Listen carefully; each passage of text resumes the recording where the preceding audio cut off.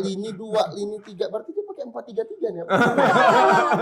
Formasi. Ya kan ada berlayer-layer. Layernya. Nah, Ya. itu gimana? Kalau sejauh ini, kalau boleh tahu udah berapa temuan Bu? Terus yang menjadi perhatian Itjen saat ini tuh apa Bu? Saya tarik nafas dalam. Berarti ngopi dulu. Kepatuhan internal itu tadi apakah memang punya fungsi yang lebih menyeramkan gitu daripada ya sebetulnya gitu Bu, baik secara teoritisnya ataupun secara prakteknya kita sejauh ini gimana? Kepatuhan internal atau ketakutan internal? Iya. Saya mengatakan harus takut.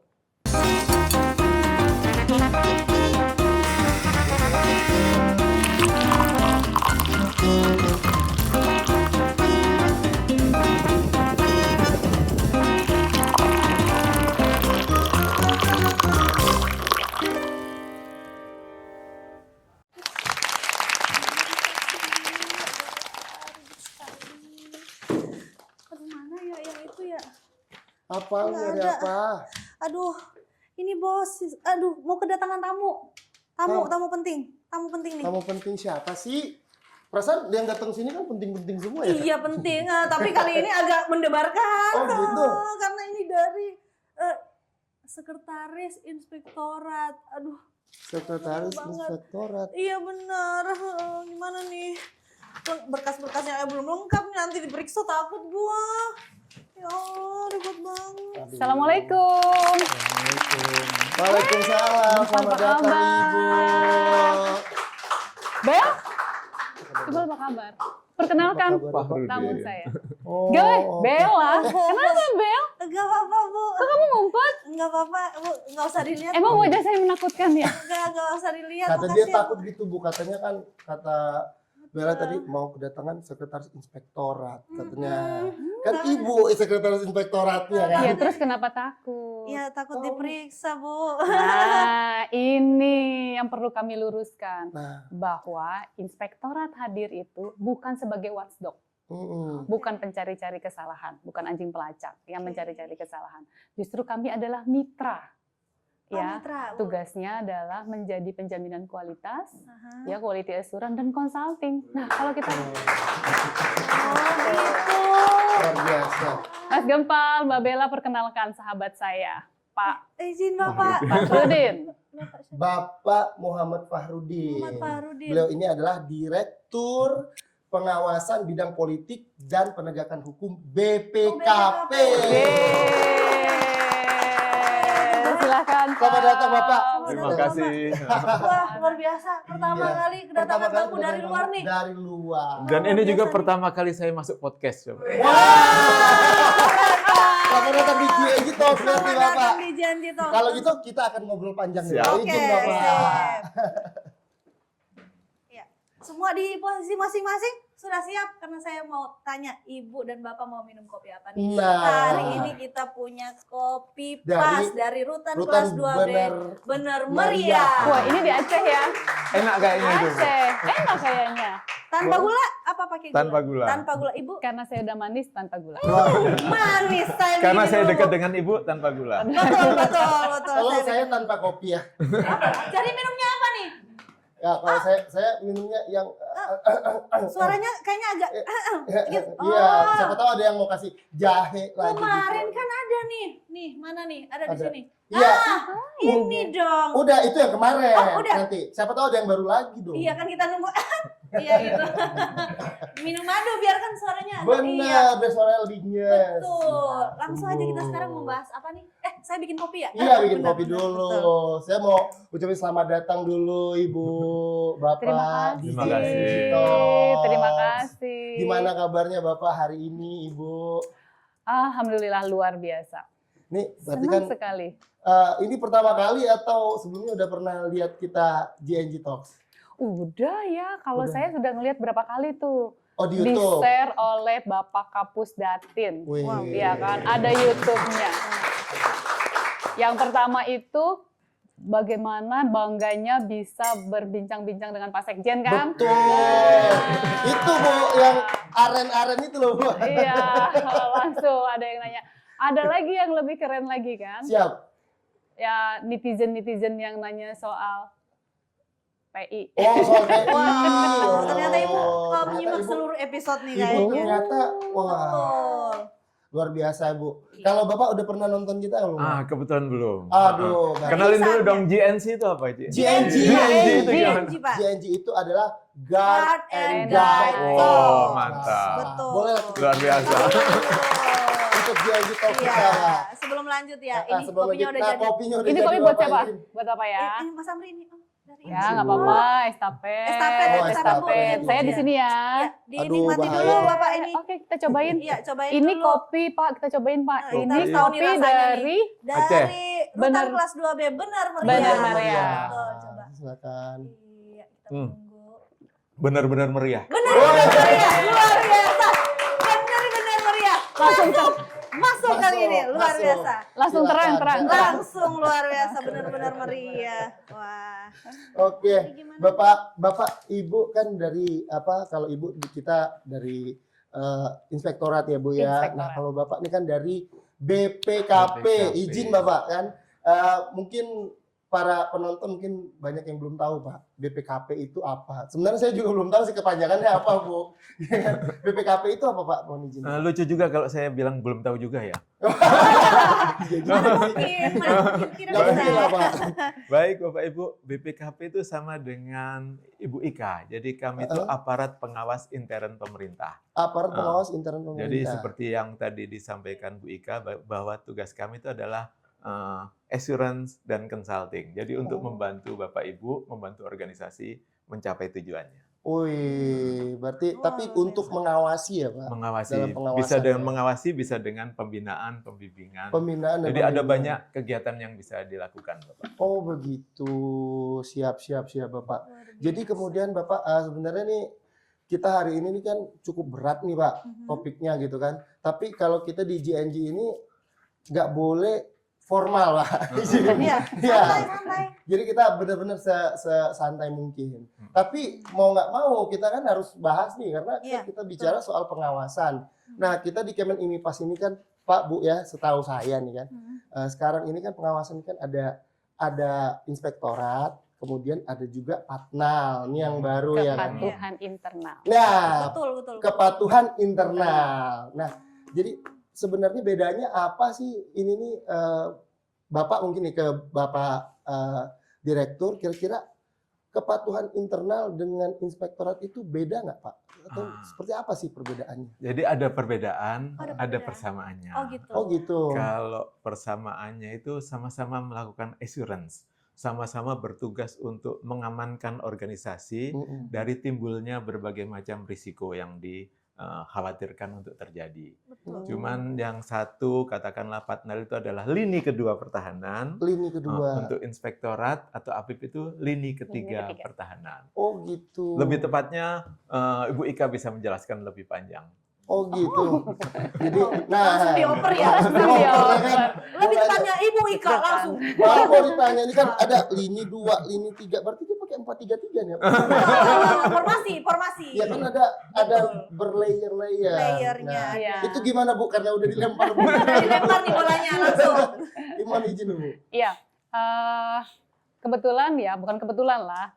Saat ini kan Bapak Menteri sudah mengeluarkan keputusan Menteri tentang tata kelola pengawasan intern Oke. dengan model 3 lini. Model 3 lini, ada lini 1, lini 2, lini 3. Lini 1 itu ada di Satker. Kalau kita Satkernya kan ada lapas, ada rutan, ada kanim ya, juga ada unit eselon 1. Betul. Lalu ada lini kedua. Lini kedua ini adalah kepatuhan internal. Oke. Ya kan? Atau kalau di Satker yang tidak ada kepatuhan internal, tidak ada struktur organisasi kepatuhan internalnya seperti Kanwil tipe B, juga di Satker unit eselon 1 itu ada kesekjenan, inspektorat, dan BPSDM. Itu kan tidak ada struktur kepatuhan internal. Nanti kita bentuk dengan unit pengendalian internal. Seperti itu. Gitu. Ya. Fungsinya apa nih? Lini 1, lini 2, lini 3. Kita ibaratkan ini sebagai benteng ya Pak. Iya. Three line of defense. Benteng yang pertama, benteng yang kedua, benteng yang ketiga. Jadi benteng ini adalah benteng pertahanan kita agar tidak terjadi kecurangan atau tidak terjadi penyelewengan dan lain sebagainya. Seperti itu. Oh, seperti itu. Gimana? Udah paham belum? Wah, udah langsung ditutup aja. Iya, baru awal. Baru juga ini muter, otak-otak baru muter nih loading. Tapi kalau boleh saya simpulkan sedikit gitu, maksudnya bahwa model 3 lini ini adalah model pertahanannya, berarti benteng pertahanannya supaya segala pekerjaan kita gitu ya Bu ya berjalan sesuai dengan aturan dan ketentuan yang berlaku, berlaku, sehingga apa yang kita harapkan, apa yang kementerian ini harapkan, tujuannya tercapai. Kan seperti itu. Iya betul. Kan gitu ya, Pak? Betul, tepat sekali. Jadi cuman ini lucunya atau ironisnya di Indonesia ini banyak ada keluhan terjadinya penyimpangan dan sering disebutkan penyebabnya adalah pengendalian yang lemah. Padahal pengendalian itu sudah banyak sekali. Nah, yang perlu ditingkatkan ke depan itu adalah koordinasi antar lini ini. Jadi apa yang dilakukan lini pertama, lini kedua, dan lini ketiga. Mungkin begitu, Bu. Iya. Bapak bisa jelasin nggak, Pak? Fungsinya perannya lini 1 itu apa? Coba. Jadi lini pertama itu adalah satker seperti Ibu tadi sudah sebutkan. Jadi yang pertama melakukan sebuah kegiatan itu adalah satker. Terus kemudian itu ada lini kedua. Lini kedua itu biasanya posisinya ada di dekat satker atau satu kanwil atau satu kantor. Jadi lini kedua itu adalah pihak yang pertama kali mengetahui terjadinya risiko sebelum dari inspektorat, sebelum dari lini ketiga. Ada keuntungan dari lini kedua, ada juga keuntungan dari lini ketiga. Lini ketiga atau inspektorat itu kehebatannya itu adalah independensi. Jadi benar-benar evaluator independen terhadap suatu risiko. Wow. Oh begitu. Jadi ini pengawasan internal ini sebegitu penting ya berarti Bu ya? Iya. Kalau misalnya tidak ada pengawasan, gini. Ibaratnya ya, kalau Mas Gempal atau Mbak Bella punya anak. Aduh, langsung punya anak nih Bu. Oh iya, maaf ya. Kalau saya punya Bu. Mohon maaf. Langsung ke punya anak kayaknya udah berat banget ini pembahasan. Misalnya kan Bu, misalnya. Emang nggak kepengen? Langsung punya anak. Emang nggak kepengen? Misalnya punya anak, kan anak itu kita rawat kan. Ya, jangan sampai melakukan penyimpangan. Maka dari awal itu dirawat dulu. Ada lini satunya, lini 2, lini ketiganya. Ya kan? Agar tidak melakukan perbuatan-perbuatan yang melanggar norma, melanggar etika organisasi, etika, gitu kan, seperti itu kan. Nah, Bu, sebetulnya tuh kita kan artinya kan kita bicara tentang kepatuhan, bicara juga tentang pelanggaran tadi kan, etika dan sebagainya. Sebenarnya ini kan kita Kemen IMIPAS nih udah mau 1 tahun nih Bu izin. Nah, nggak terasa ya? Iya Bu. Tahun. Baru kemarin masuk tim transisi. Ya, saya bukan tim transisi. Izin nih Bu. Enggak Bu. Maksudnya ini kan itu sudah mau 1 tahun ya Bu ya. Nah, sejauh ini sebetulnya seperti apa sih Bu implementasi ataupun mungkin sistem lah yang sudah dibangun gitu oleh Kemen IMIPAS ini untuk pengawasan internalnya Bu izin.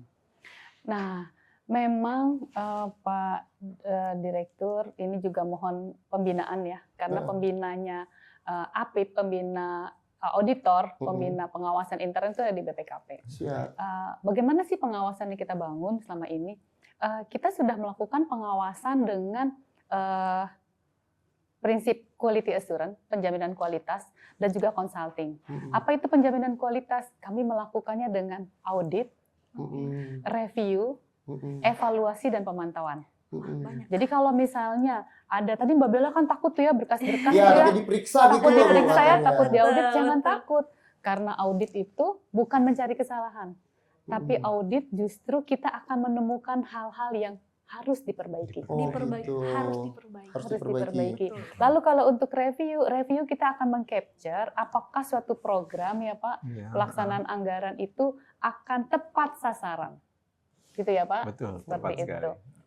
Nah, seperti itu. Lalu kedua dengan consulting itu bisa dilakukan dengan sosialisasi dengan BIMTEK, supervisi dan lain sebagainya. Atau juga jangan sungkan-sungkan nih teman-teman ya di Kementerian IMIPAS bahwa kita adalah mitra ya Pak. Jika ingin bertanya, jika ingin konsultasi dan lain sebagainya, silakan hubungin kami, silakan hubungin para auditor, para irwilnya, atau mungkin langsung. Harusnya Mbak Esti langsung. Mbak Esti langsung. Mbak ini kayaknya kita bisa kali. Betul, Mbak Esti ini dibahas. Bukan itu maksudnya. contohnya aja ya. Dilengkapin gitu. Contohnya aja ya. Kami dengan BPKP itu selalu minta pendampingan kalau ada kegiatan, minta pendampingan. Ini dalam waktu dekat akan ada pembangunan lapas dan rutan, ya kan? Maka untuk proses pembangunannya agar pembangunan itu tepat sasaran, tepat kualitas, kami minta pendampingan dari BPKP. Seperti didampingi, itu. Selalu bersama. Betul. Oh, gitu. Itu tadi Inspektorat dan BPKP. Betul. Kita balik ke awal tadi. Iya. Ada yang baru namanya kepatuhan internal tadi, Ibu izin. Kenapa dengan kepatuhan Nah internal? itu sebenarnya kan gini gitu. Kalau di kepatuhan internal ini kan kita, ya ini kan benar-benar aja Bu ya, bukannya apa. Kan Kenapa sering gempa? ini manggil orang periksa gitu. Itu makanya tadi si Bella ketakutan gitu Bu. Jadi kan jatuhnya bukan kepatuhan internal, ketakutan internal. Sorry Bu. Bener nggak sih Bu begitu gitu. Sebetulnya kepatuhan internal itu tadi apakah memang punya fungsi yang lebih menyeramkan gitu daripada ya sebetulnya gitu Bu. Baik secara teoritisnya ataupun secara prakteknya kita sejauh ini gimana? Kepatuhan internal atau ketakutan internal? Iya. Saya mengatakan harus takut. Oh ya siap. Harus takut itu harus dibuat. Harus takut. Izin Bu ya. Ya, sekian. Oh ya, salah. Tapi perlu yang dicatat, takutnya bukan kepada lembaganya atau kepada orangnya. Takutnya kepada resiko. Resikonya. Takut kepada resikonya, takut untuk tidak melakukan takut untuk melakukan pelanggaran, takut dengan resiko kalau melakukan pelanggaran berarti kan ada sanksi dong. Iya, betul. Nah, itu yang harus dipahami. Dan bukan ketakutan yang mencekam yang harus diwujudkan, tapi justru yang harus diciptakan adalah kepatuhannya. Patuh kepada aturan, kepatuhannya, bukan ketakutannya, kepatuhannya. Kepatuhan internal yaitu fungsinya menciptakan kepatuhan. Siap. Artinya itu sebenarnya bukan cuma meriksa, tetapi juga menciptakan bagaimana supaya ASN itu patuh. Gitu ya. Nah, bagaimana untuk bisa patuh? Pak Dir ahli. Kira-kira bagaimana langsung masuk? Jadi saya suka sekali dengan Ibu menceritakan bagaimana apakah kita harus takut, harus patuh itu, dan yang harus ditakuti adalah risikonya. Saya kira ini perlu di-quote Bapak Ibu semuanya, Mas Gempal, Mbak Bella. Jadi kita itu harus takut akan terjadinya satu risiko. Karena saking takutnya risiko yang buruk itu terjadi, makanya ada 3 lini yang tadi. Nah, 3 lini nanti ini akan berkoordinasi dengan baik. Jadi lini pertama melakukan apa, lini kedua melakukan apa, lini ketiga dari Ijen juga melakukan apa. Ini melakukan segala sesuatu yang bisa dilakukan untuk agar tidak terjadinya risiko. Termasuk kami di BPKP juga melakukan banyak macam kegiatan, termasuk kami diklat, katakanlah mendiklatkan kalau ada auditor baru, ada inspektorat baru, ada diklatnya. Termasuk untuk pengelola lini-lini tersebut kami juga melakukan sosialisasi, bimbingan teknis untuk lini kedua apa yang harus dilakukan. Karena sebetulnya ini semua bukan sesuatu yang baru, mungkin baru di Indonesia, tapi untuk secara internasional ini sudah praktik yang berjalan dengan baik selama ini. Oh gitu. Jadi sudah ada pakem apa yang harus dilakukan, apa yang tidak boleh dilakukan. Berarti artinya tiga lini ini sebenarnya secara nasional ini berlaku ya Bapak ya? Berlaku. Bahkan internasional juga sudah lazim digunakan. Jadi pengawasan model 3 lini ini bukan hal yang baru. Kan di Kementerian IMIPAS aja nih baru kita implementasikan. Sebenarnya secara empiris, secara teori ini sudah dilakukan di dunia. Jadi kalau Kemen IMIPAS mau maju, maka tata kelola pengawasannya juga harus model yang maju dong. Betul. Maka model 3 lini kita lakukan. Mantap betul, mantap Pol. Gini luar Mas biasa. Gempal, model 3 lini itu, Pak Dir mohon dijelasin nih, model 3 lini 1 tuh perannya apa Pak Dir? Lini pertama itu yang pemilik risiko. Pemilik risiko. Jadi yang melaksanakan sebuah kegiatan. Heeh. Kayak di ruangan ini pemilik risiko kehilangan kopi adalah Mbak Bella. Nah, seperti itu. Itu adalah Soalnya pemilik saya risiko. yang sebagai pelaku. menghilangkan pelaku. Gimana? Bukan, Bapak kan satu tim ini ceritanya. Oh, satu tim ini ceritanya. Jadi Oke. Bella Pemilik dan risiko, Mas benar. Gempal adalah pemilik risiko. Bapak Mm-mm. yang melakukan kegiatan jual beli kopi mungkin ya. Heeh. Itu adalah Oke. pemilik risiko pertama yang melaksanakan kegiatan. Kopi dulu ah. Oh, kopi Iya. dulu. Silakan Ini nih. ternyata tidak terasa. Diminum kopi yang meriahnya. Oh, menemani kopi mungkin ada ini nih. Ada ini Bu, ada pisang, keripik pisang banana tea by Banana Palm Chips dari Rutan. warga binaan Rutan Samarinda. Keren Saya banget. kira banana tea ini banana milik Papi Gempal. Wow. Oh, enggak ya? Banana tea, Papi Gempal. Enggak, kalau dari Papi Gempal kayaknya lebih gede lagi. Oh. Banana tea Rutan Samarinda. Wow, keren banget. Izin, Keren Bu, izin, Bu, sebentar, Bu. banget. Masukin dulu. Yeay. Samarinda punya nih. Yoi. Bu, mau dibuka Bu? Monggo silakan. Cicip dulu, Bu. cicip. Silakan. Cicip. Oh, iya. Masa perempuan yang Ya Allah Tuhan. Apa-apa, saya udah tidak biasa peka. membuka sendiri. Tidak Tidak etik peka. juga ini Mas tidak Gempal. peka. Sorry, Bu, Waduh, tidak peka. kalau tidak etik berarti saya nanti masuk patnal nih Pak. Sidang kode etik. Langsung ada pemanggilan. Bentar lagi pemanggilan nih kayaknya. Sidang kode etik Coba nanti. dulu. Wow. Jadi itu ya Pak, maksudnya ini kan pemilik risikonya berarti kami gitu. Nah lalu kemudian bagaimana sih melakukan manajemen risikonya di lini 1 ini Pak? Bagaimana Iya. berjalannya itu harus? Jadi satu proses itu pertama diawali dengan identifikasi risiko. Jadi saat sudah mulai usaha ini tentu Mbak Bella dan Mas Gempal memahami apa yang harus dihindari. Yang saya bayangkan sih kira-kira ada kopi yang hilang. Satu. Oke. Terus kedua ada pelanggan yang keluar dan tidak membayar. Nah, Oh. itu satu contoh Iya. risiko. Kemudian kita nilailah risiko tersebut, mana yang mungkin terjadi. Jadi bayangkan ada banyak, kita beri peringkat, mana yang risiko tertinggi, katakanlah risiko tinggi itu adalah pembeli yang tidak bayar. Nah, itu Pak Gempal, Mbak Bella membuat sebuah pengendalian. Pengendalian. Seperti kita lihat misalnya pesan harus bayar dulu. Betul. Oke. Antara lain contoh pengendalian seperti itu, mengendalikan risiko agar pembeli bayar adalah bayar dulu sebelum minum kopi. Minum. Oh Oke. gitu. Salah satunya. Itu salah satu pengendaliannya. Iya, sama kayak beli kopi dulu baru dapat wifi. Oh iya. Iya. Iyalah. Iya. Jadi kalau tanya ada yang nanya gitu kan, Mbak, mohon maaf, paspor wifi-nya apa? Bayar dulu. Beli kopi dulu. Beli kopi dulu. Iya. Iya. Karena pemasukan dari wifi. Oke itu Pak ya, maksudnya berarti pengendaliannya nanti di satkernya kira-kira begitu, diidentifikasi dulu, kemudian Itu lini 1 ya. Ya, Lini satu. Itu lini 1 di satu. Satker sebagai pemilik resiko, maka dia harus menciptakan lingkungan pengendalian. Menciptakan lingkungan pengendalian dari resiko-resiko yang sudah diidentifikasi gitu ya. Atau mungkin istilah kerennya kan yang sekarang identifikasi resiko, di profil nih mana resiko tingginya, resiko Ya. menengahnya, resiko sedang. gitu. Lalu mitigasinya apa, antisipasinya apa? Betul. Itu yang kita bilang dengan lingkungan pengendalian. Oh Seperti itu. gitu. Itu Itu lini bentuknya 1, lini 1. dokumen Bu atau bagaimana? Ya gini, terpaksanya ya Pak Nyun saya kira saya yang jawab nih. Bukan terpaksanya, memang segala sesuatunya kan harus terdokumentasikan. Oh gitu. Oke. Ya Pak ya. Mm-mm. Mengibaratkan begini, Dan diterapkan. dan diterapkan. Ibaratnya gini, kenapa sih harus ada ditulis? Mm-mm. Dulu waktu lagi kita punya handphone, pertama kali munculnya handphone, untuk tahu kita caranya pakai handphone itu dari mana? Dari manual Bu.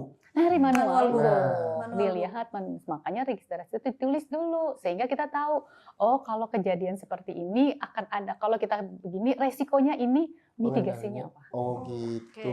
Kalau kita nggak pernah tulis kan lupa. Iya betul. Tuh kalau nggak ditulis lupa. Tulis. Harus ditulis. Catat. Jangan males-males UPT bikinnya.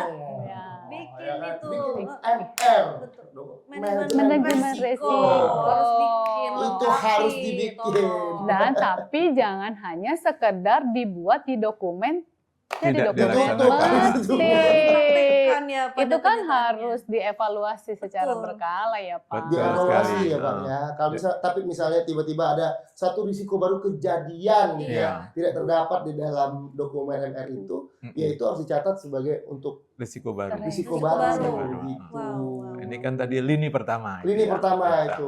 Nah, kalau Baru lini ini kedua pertama. Bapak, Lini kedua. berarti sayap tengah itu Pak ya. Sayap tengah. Sayap 334 ya. 3, 4, 3, 3. 4, 3, 3. Penyerangnya 4 dong Pak. Gimana tuh? Gimana Izin nih? Bapak, gimana Pak? Jadi tadi kan sudah identifikasi risiko. Terus kemudian sudah peringkatkan risiko dan lain sebagainya. Katakanlah risiko tertinggi tadi pembeli tidak membayar kan. Terus kemudian dibuatlah sebuah prosedur. Misalnya prosedurnya itu adalah beli, bayar dulu, baru minum kopi. Misalnya seperti itu. Dan itu dituangkan dalam sebuah ketentuan prosedur untuk membeli kopi.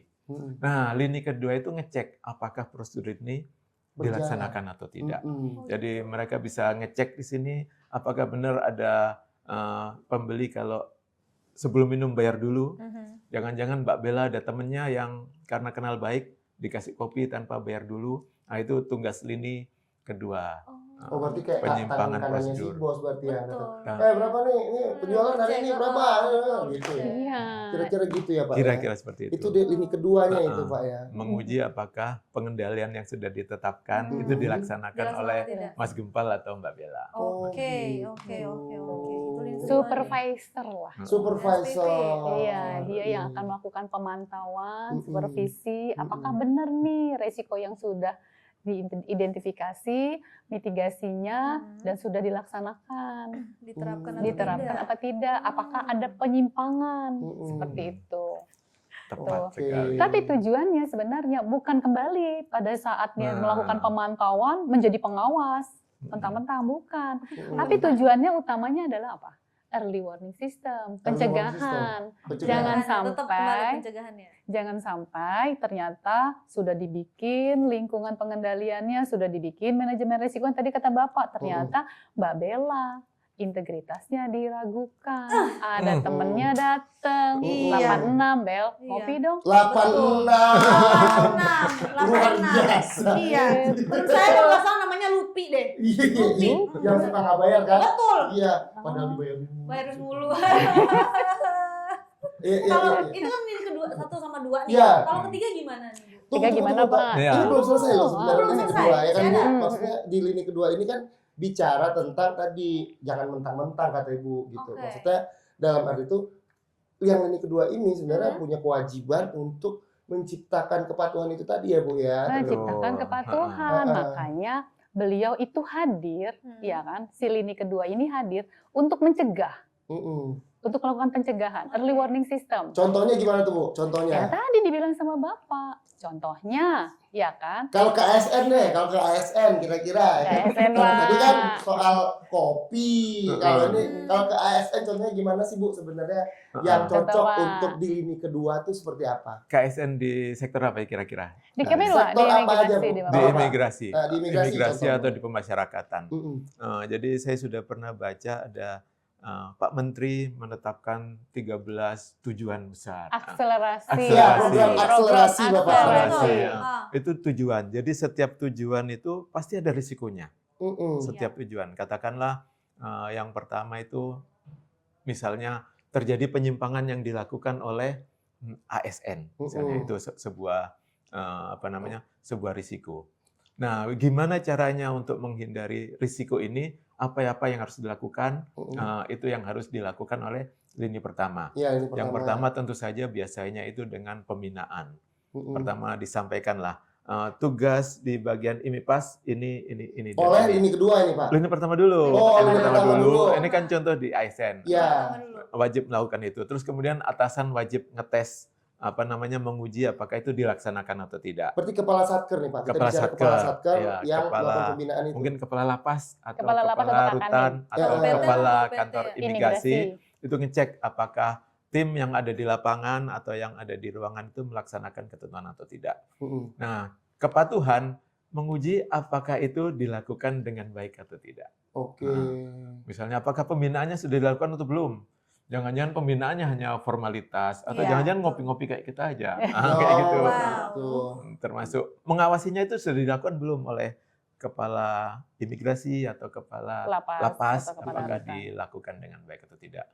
Itu masih di lini pertama. Lini tuh, Pak, pertama dan yang ngecek Yang apakah itu ngecek. dilakukan atau enggak sudah masuk kedua. Lini kedua. Masuk kedua. Berarti ini Pengecekan. kepatuhan internal ini tadi Ya. adanya di situ. Di lini kedua. Jadi sebenarnya ya, kalau kita bicara tentang kepatuhan internal, bukan hal yang baru. Karena waktu kita dulu di pemasarakatan itu terkenal dengan Bintor Wasdal. Oh. Pembinaan, ya kan? Bintor, monitoring, pengawasan, dan pengendalian. Ya kan? Kan ada kata pengendalian ya. Itu Kadif. Oh, Kadif. Kadif waktu zaman itu kan ada Kadif. Kalau sekarang Kakamil dan berserta Kabitnya kan melakukan monitoring tuh, Monef tuh kan. Monef.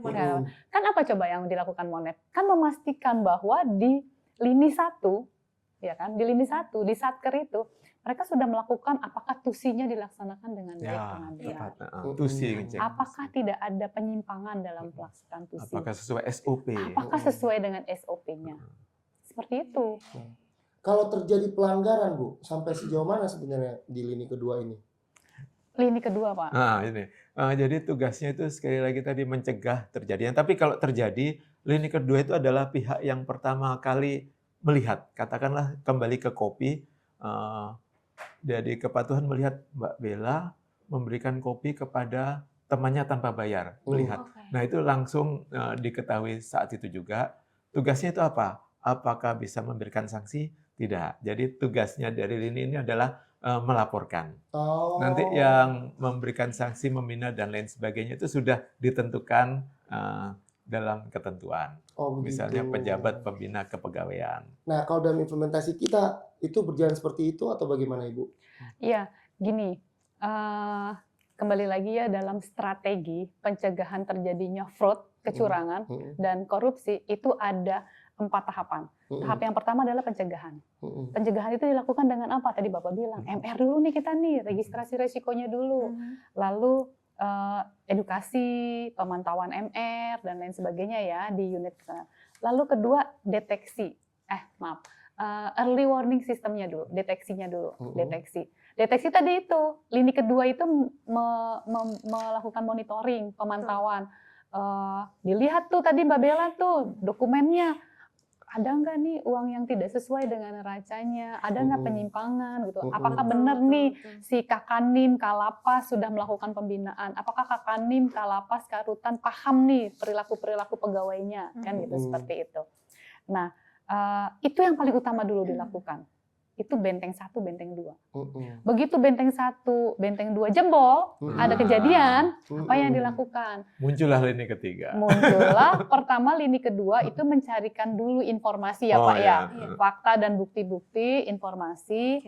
Kalau memang dia masuk ranahnya kode etik, tadi kan nanya ada kode etik, maka silahkan kode etik. Kode etik itu kan sanksinya norma ya, karena dia kode etik perilaku.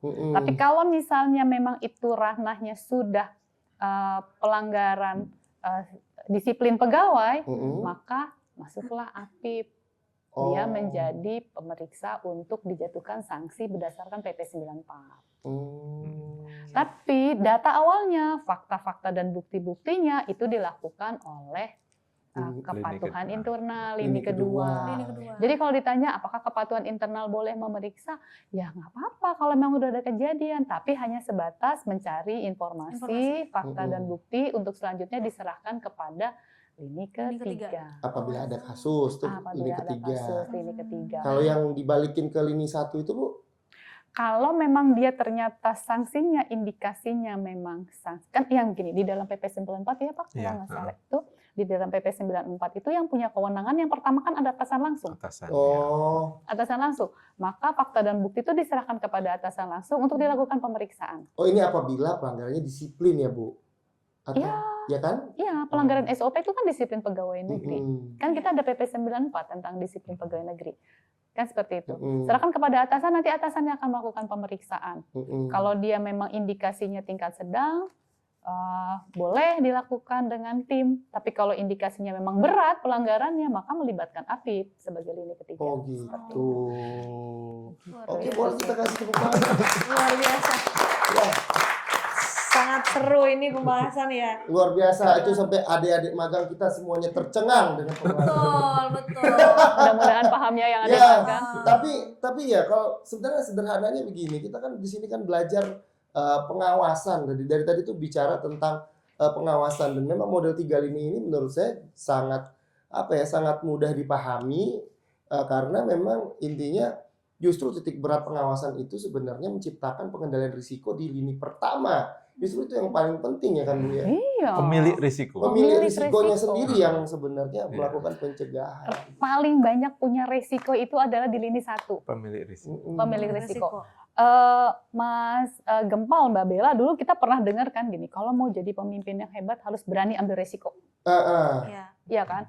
Katanya semakin besar resikonya maka semakin besar hasilnya. Ya, high risk high return katanya kata orang. Iya kan? Nah, Sekarang udah nggak model. Oh gitu. Udah nggak Semakin banyak ambil resiko, belum tentu bisa dapat hasil ya Pak ya. Iya. Yang Yang- pasti harus di manage risiko Harus Yang di-manage paling benar risikonya. adalah yang Biasa. berani dan terampil memanage resiko, Nah. mengendalikan resiko, insya Allah itu yang paling sukses. Nah,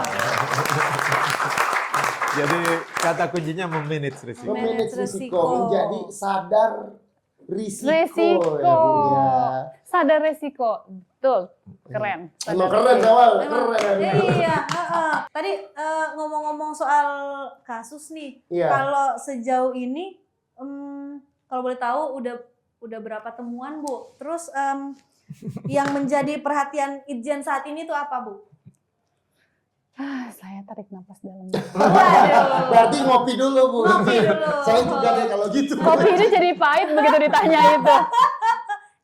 Jadi ya memprihatinkan sekali buat kami bahwa sejak kalau melihat dari data sejak tanggal 1 sampai dengan tanggal 3 Oktober Iya. data yang kami terima bahwa ternyata sudah ada 402 orang pegawai yang kena sanksi hukuman disiplin. 1 Januari Bu ya. Dari 1 Januari Ya. sampai sekarang ada 402.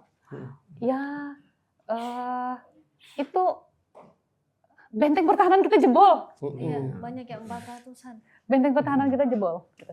Maka ini nggak boleh lagi nih berlambat-lambat. Nggak boleh berlambat. Maka implementasi dari Kepmen tentang tata kelola pengawasan intern model 3 lini harus segera dilaksanakan.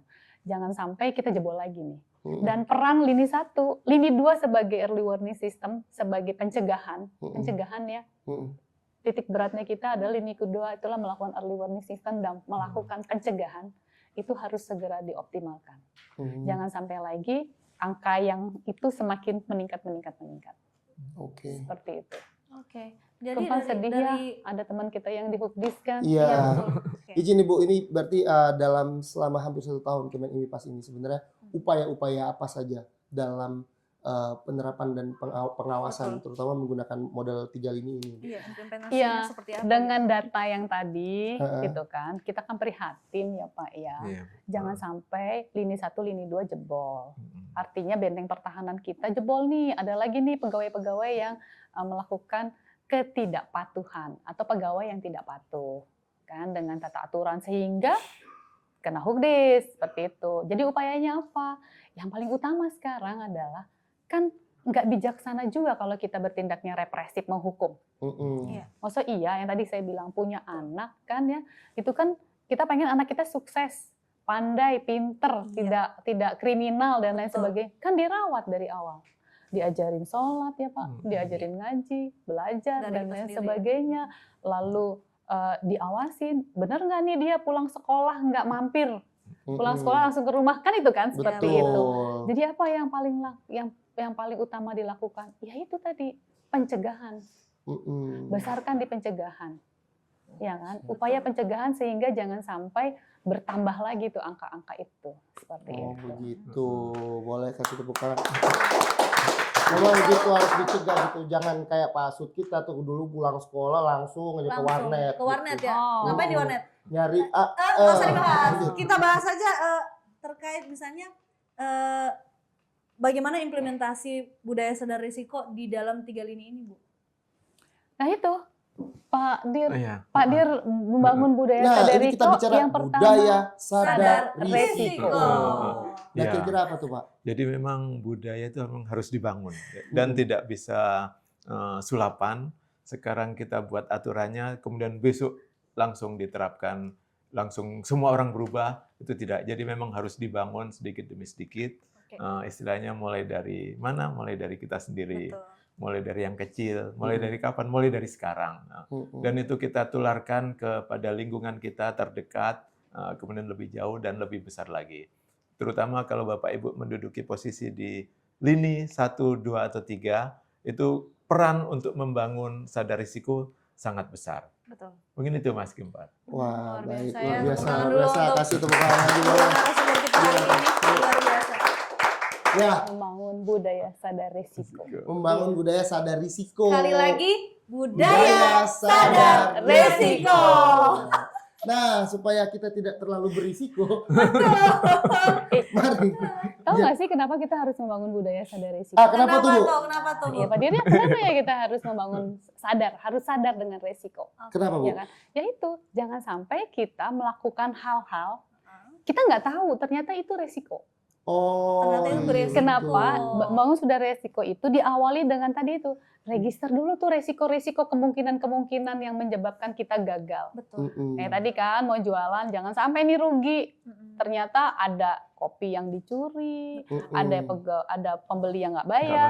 Kita identifikasi dulu tuh resiko-resikonya. Risikonya, Setelah itu kita pantau.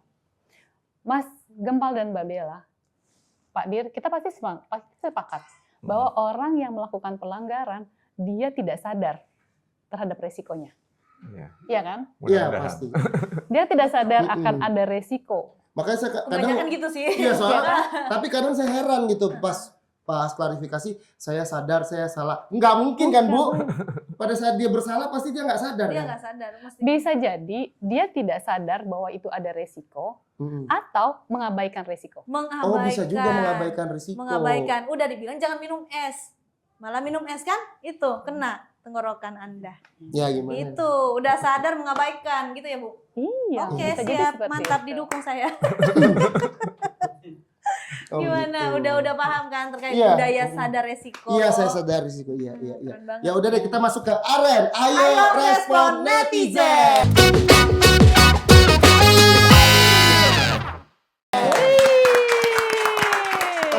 Oke, langsung saja pertanyaan kita dari netizen kali ini dari Diahayu_Wulan. Dia nge-DM kita nih. Halo Min, selamat malam. Selamat malam, ini masih sore, oke. Bagaimana cara melaporkan petugas imigrasi yang melanggar kode etik dan perilaku? Kenapa bisa lolos CPNS? Waduh, Ibu bisa. ini pertanyaannya dua hal ya. Yap. Ada yang melanggar kode etik, Ya. bagaimana melaporkannya, dan pertanyaan yang kedua tentang kok dia bisa lulus CPNS, Iya, kan gitu. Saya jawab yang kedua dulu ya. Ya Pak, mungkin Bapak bisa menjawab Pak. Kenapa Pak seseorang bisa lulus CPNS? Sudah melalui berbagai macam tes. Iya. Jadi ada syarat-syarat administrasi, kemudian diuji, masuk uji selanjutnya sampai akhirnya lolos dan dia bisa masuk PNS. Iya. Saya kira begitu prosedurnya. Berarti udah melalui. Iya, dia bisa lulus CPNS pasti berdasarkan ujian seleksi kan. seleksi, Dan ya. ujian seleksinya itu kan ada tahapan sesuai ketentuan Betul. yang berlaku ya, Iya. Pak. Artinya pada saat dia lulus ya memang dia memenuhi syarat. Ya. Memenuhi syarat dan sudah teruji gitu kan. Seperti itu. Baik lulus administrasinya, lulus tes pengetahuannya, termasuk integritas dan lain sebagainya. Gitu. Lalu bagaimana caranya melaporkan? Tenang aja. Kami punya Pantau IMIPAS. Pantau IMIPAS. Ya, silakan Ditaruh di apabila mana Pantau IMIPAS nih? Di sini. silakan Di sini. Oh, di Bapak. Pantau IMIPAS. silakan kalau ada hal-hal yang jadi temuan, Betul. baik itu pelanggaran atau keluhan, laporkan kepada Pantau IMIPAS bisa lewat WA dengan nomor 08522 0700202 atau bisa melalui Instagramnya Itjen atau juga bisa melalui email dan juga bisa datang langsung di tempat unit layanan pengaduan kami. Pantau IMIPAS. Pantau IMIPAS, Pantau tepuk IMIPAS. tangan dulu teman-teman.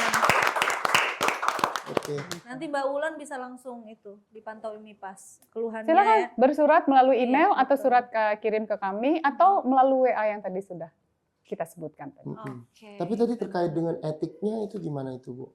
Iya. Etiknya, oke, kita lihat dulu kali ya Pak ya, Pak Dir ya. Apa Mereka yang sudah melakukan kesalahannya? pelanggaran etikanya sebelum jadi CPNS atau sesudah. Kalau sebelum kan bukan kewenangan kita dong. Iya, Iya betul, kan? betul. Tapi kalau sesudah menjadi CPNS di IMIPAS, silahkan kalau memang ada hal-hal yang memang perlu dilaporkan, laporkan kepada IMIPAS, nanti kan kami tindak lanjuti. Oh begitu. Intinya silahkan lapor, Silakan. apakah sebelum atau sesudah.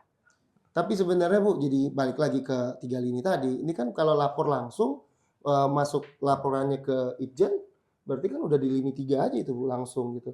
Tapi bagaimana nanti memprosesnya? Apakah dari lini 3 kemudian sounding dulu ke lini 1 begitu atau bagaimana Bu? Itulah ya, kami berharap lini 1, lini 2 menjalankan perannya secara optimal. Jadi kalau misalnya memang di lini 1 ada Pak Dir bilang ada resiko-resiko, ada pelanggaran integritas, ada kecurangan gitu kan. Lini 1 harus segera melakukan tindakan perbaikan-perbaikan. Ya kan, Oke. seperti itu. Atau gini, lini 1 itu kan punya kewajiban untuk memantau perilaku pegawainya. Ya Setiap kan, Pak? hari. Setiap hari. Melekat. Setiap hari. Dia harus tahu bagaimana perilaku pegawainya setiap hari. Jadi begitu kira-kira ada yang mulai menyimpang nih gitu kan, flexing nih gitu ya, tegur. Flexing. Iya kan? Flexing. Tegur kan gitu kan. Jangan-jangan gini aja main handphone. Curiganya apa kalau dia main handphone terus gini? Judol. Judol. Kok tahu sih? Lihat kan? Sering main handphone ya? Bukan, teman saya. Teman-teman. Tapi sudah berhenti dia udah tobat. Alhamdulillah. Udah tobat, saya pastikan Itu udah karena tobat. 3 lini dia bertobat. Nah Gitu itu ya, Bu, ya? begitu melihat situasi itu, lini 1 berfungsi. Lalu lini kedua juga gitu, begitu ada keluhan gitu, jangan dibiarkan. Lini 1, lini 2 jangan dibiarkan, segera tanganin, ya kan? Harapannya adalah jangan sampai begitu ada kejadian atau ada suatu yang keluhan, jangan sampai dia bicaranya keluar nih. Iya, langsung tiba-tiba. Saya yakin kalau ada seseorang atau pegawai yang melaporkan kepada Itjen atau ke pantau IMIPAS, jangan-jangan Di internal dia Iya. tidak didengar.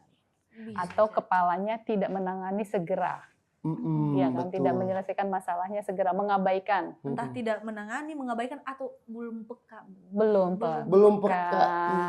terhadap situasi sekitar ya kan Pak ya. Betul. Kan dipantau tiap Mudah-mudahan. hari kata Pak Dir tadi ya kan, Iya. harus dipantau harus tiap dipantau hari. selalu.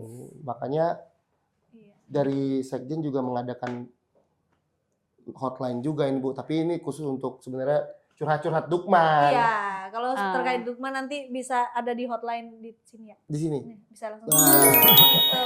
Hubungi di sini, mau curhat, mau terkait apapun itu bisa di sini.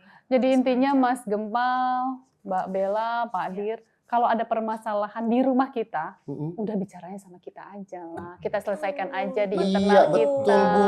Nggak usah Pernah. pakai medsos, pasang-pasang di TikTok, curhat-curhat di TikTok. Iya, Iya, pakai lagu-lagu betul. galau Pakai kan. lagu-lagu Bener, galau. itu bener. Ada kan gini ibaratnya, lini 1 itu kalau lini 1 itu anak, lini 2 itu kakak, lini 3 itu Apip adalah bapak. Jadi kalau punya persoalan selesaikan aja dulu lah sama kakaknya, Oke. nanti sama bapaknya. Enggak usah lah ngomong-ngomong, ngomong kemana-mana, Tetangga. kemana-kemana, sama Iya, tetangga. padahal nanti Iya. juga informasinya terdistorsi gitu ya Bu ya. Iya. Banyak pihak-pihak yang memelintir gitu ya kan. Melintir, Itu betul. jadi kan kasihan kalau misal kementerian kita jadi begini.